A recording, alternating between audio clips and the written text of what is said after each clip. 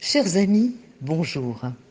Alors comme chaque semaine, nous allons vivre avec le temps, l'Ichiot Imazman, le temps juif, a toujours signifié se référer à la lecture hebdomadaire de la Torah pour y puiser conseils et inspiration.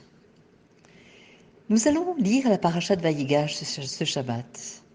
Et c'est juste l'épisode de Yosef qui va se révéler à ses frères après des décennies d'amère séparation.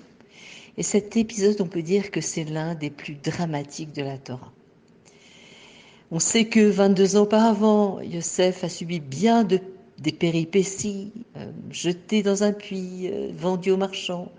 Il a passé 12 ans en prison avant d'être élevé au rang de vice-roi. Et maintenant, le moment de la réconciliation est enfin arrivé. Je lis le texte, c'est écrit ainsi. Yosef ne put contenir ses émotions. Il a fait sortir tous ses serviteurs égyptiens de la pièce et il a commencé à pleurer dans des sanglots si sonores que les Égyptiens pouvaient l'entendre de l'extérieur. Et Yosef dit à ses frères, Ani Yosef, je suis Yosef. Mon père est-il toujours vivant? Et ses frères furent bouleversés et n'ont su que répondre. Alors le Talmud relate que chaque fois que le grand sage Rabbi Éléazar arrivait au verset, ce fameux verset de la réaction des frères qui ont été pratiquement pétrifiés, ils n'ont rien su, que dire, que répondre. Eh bien, Rabbi Éléazar dans le Talmud pleurait. Il disait, si déjà le reproche d'un homme de chair et de sang, tel que Yosef, est si puissant qu'il suscite une telle consternation, alors quand Akadosh Baruch Hu va nous faire de reproches, eh bien, quand ça aura lieu, ça devrait causer d'autant plus de honte. Et pourtant, on peut dire que ces deux points semblent incorrects dans l'enseignement de Rabbi Lazare. On peut questionner. Tout d'abord, le verset ne dit pas que les frères ont été stupéfaits parce que Yosef leur aurait adressé un reproche. Il ne leur a fait aucun reproche. Et finalement, peut-être que cette consternation, que l'homme qui se tenait devant eux n'était pas moins que leur frère perdu depuis si longtemps, eh bien, ça devait évidemment les consterner, puisqu'ils ne l'ont pas reconnu. Et puis cette comparaison entre le reproche de Yosef à ses frères et celui de Dieu à l'humanité paraît finalement un petit peu exagérée. Les frères avaient personnellement vendu Yosef comme esclave. Ils l'ont soumis à la pire forme d'abus de la personne. Et il est donc logique qu'ils aient été plongés dans une consternation extrême quand finalement ils lui ont fait face. Donc, mais qui parmi nous s'est rendu d'un tel affront à l'égard de Dieu pour arriver à ressentir un tel effroi devant ce que Dieu peut nous reprocher, que Dieu préserve? Alors, pour comprendre, nous devons nous souvenir d'une idée exprimée à de nombreuses occasions, notamment dans la Chassidoute, Pnimiut Torah, les profondeurs de la Torah, qui nous dit que, en fait, tous les personnages des récits de la Torah ne sont pas simplement des personnes physiques qui ont vécu à une certaine période. Ils représentent également une certaine force psychologique et spirituelle qui existe continuellement à l'intérieur de notre cœur.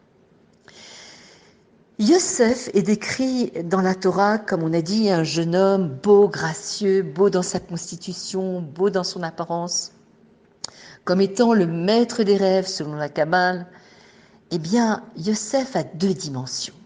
La première, nous dit le roi David, il faut regarder dans les Téhilim le 80 Passouk Bet, le deuxième Passouk. Il est écrit Toi qui conduis Yosef comme un troupeau, qui trône au-dessus des chérubins, apparaît pour nous libérer, nous dit le roi David. Eh bien, le peuple juif est défini comme le troupeau de Yosef, puisque c'est lui qui est subvenu aux besoins de ses frères, quand il était donc vice-roi d'Égypte. Et il n'a fait aucun reproche, au contraire, il leur a dit, ce n'est pas vous qui m'avez vendu, c'est les desseins d'Akadosh Baruch Hu. Donc, il y a cette dimension physique de Yosef, exprimée par le roi David dans les Téhilim, mais il faut aussi nous dire que Yosef symbolise aussi l'âme de l'homme, pure et sacrée. Ainsi, pour comprendre l'histoire de Yosef, il nous faut saisir la nature de notre propre âme. Alors, à quoi ressemble l'âme ? Quel élément de notre personnalité pouvons-nous attribuer à notre âme ? Alors, si on se réfère à un livre de base qui s'appelle le Tanya, écrit par Rabbi Shneur Zalman de Liadi, eh bien, il nous définit l'âme comme une flamme qui cherche à se défaire de la mèche et à embrasser les cieux. L'âme, écrit-il, constitue la quête intérieure de l'homme pour dépasser les paramètres de son ego et d'être absorbé dans la source de toute existence. D'ailleurs, c'est une des erreurs des enfants d'Aaron, les deux enfants d'Aaron, Nadav et Avihu, puisqu'il y a un mouvement dans le judaïsme, dans le service de Dieu, qui s'appelle Ratso Veshuv. Ratso, c'est cet élan, cette mèche qui veut s'élancer vers le haut, mais n'oublie pas le chouv que tu dois revenir pour accomplir la avoda sur terre. Les kabbalistes du XVIe siècle nous disent que l'âme, décrivent l'âme en ces termes. Mon âme est malade d'amour pour toi, ô Dieu. De grâce guéris-la, en lui montrant la douceur de ta splendeur, nous disent les kabbalistes. Alors, elle sera fortifiée et guérie, et elle éprouvera une joie éternelle. En d'autres termes, l'âme est la dimension de notre psyché, qui ne recherche pas les honneurs, ni la domination ou le matérialisme excessif. Elle méprise la politique, la manipulation, la malhonnêteté. Elle est repoussée par le comportement immoral et par les apparences hypocrites. Donc, quelles sont ses aspirations ? Eh bien, nous dit Rabbi Shneur Zalman ainsi que les kabbalistes, l'âme a une aspiration unique, se fondre dans la vérité omniprésente d'Akadosh Baruch Hu. Et pourtant, combien parmi nous sommes-nous conscients de l'existence d'une telle dimension dans notre personnalité ? Combien d'entre nous est-ce que nous sommes-nous attentifs aux besoins de notre âme ? En réponse aux rêves jamais assouvis de notre âme, à ces aspirations qui perturbent nos emplois du temps basés sur notre ego, troublent nos désirs de gratification immédiate, eh bien, nous prenons souvent notre Yosef intérieur et nous le plongeons dans un puits. Nous tentons de reléguer ces rêves et ces passions dans les coins obscurs de notre esprit. Et quand cela ne marche pas, parce que nous continuons à entendre ces plaintes silencieuses, ce qu'on appelle hirour. Nous avons des fois un hirour, ça veut dire un sentiment soudain de spiritualité, de besoin de spiritualité. Eh bien, nous vendons notre Yosef comme esclave à des étrangers, permettant à notre âme d'être soumise à des forces et à des pulsions qui sont complètement, radicalement étrangères. Nous avons un exemple dans les médias d'un juif très connu, un humoriste, qui a sûrement vécu un judaïsme sans spiritualité. Et lorsqu'il a eu des besoins spirituels très forts, il s'est tourné vers des dieux étrangers. Alors, il faut savoir que notre âme a des besoins. Et c'est exactement ce que les maîtres chassidiques décrivent chaque fois que nous prononçons, par exemple, une parole mensongère, que nous arrivons à, chas v'shalom, humilier quelqu'un et que nous fautons, eh bien, c'est prendre l'innocente et précieuse spiritualité de notre âme et lui faire subir des sévices et des tortures.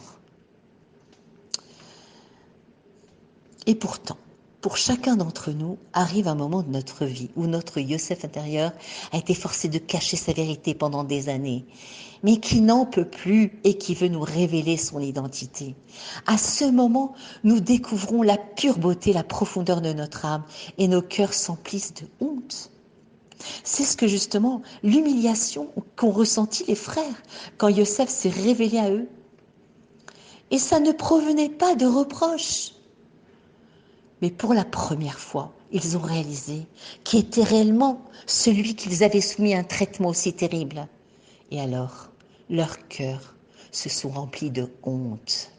Alors, de la même façon, Rabbi Éléazar nous enseigne, quand le jour viendra où nous réaliserons la sainteté et la divinité de notre propre personnalité, nous serons également stupéfiés, pétrifiés. Nous nous demanderons sans cesse comment nous avons pu nous permettre de jeter une âme si belle, si innocente, dans un puits sombre et obscur. Alors on voit que dans la paracha, Yaakov a envoyé, avant de descendre en Égypte, dans ce pays, Hervata Arès, le plus impur de l'époque, il a envoyé Yehuda. Pourquoi il l'a envoyé en chaliard? On envoyé pour construire une yeshiva. Et lorsqu'il y a une yeshiva dans un endroit, c'est-à-dire que la lumière de la Torah va se répandre. Et c'est cela qui va nous ouvrir à faire que notre Neshama va puiser dans les forces de cette Torah que Dieu nous a donnée pour alimenter, pour lui donner des vitamines et qu'elle puisse briller de tout son être et de toutes ses forces. Et ainsi, nous réaliserons la promesse que finalement, Naaseh v'nishma, oui Hachem, malgré dans l'obscurité du monde, eh bien nous continuerons à te servir, nous continuerons à exalter ton nom, car on est juif et on veut accomplir ce que tu nous as donné comme mission dans ce monde. Je vous souhaite Shabbat Shalom, Umevora.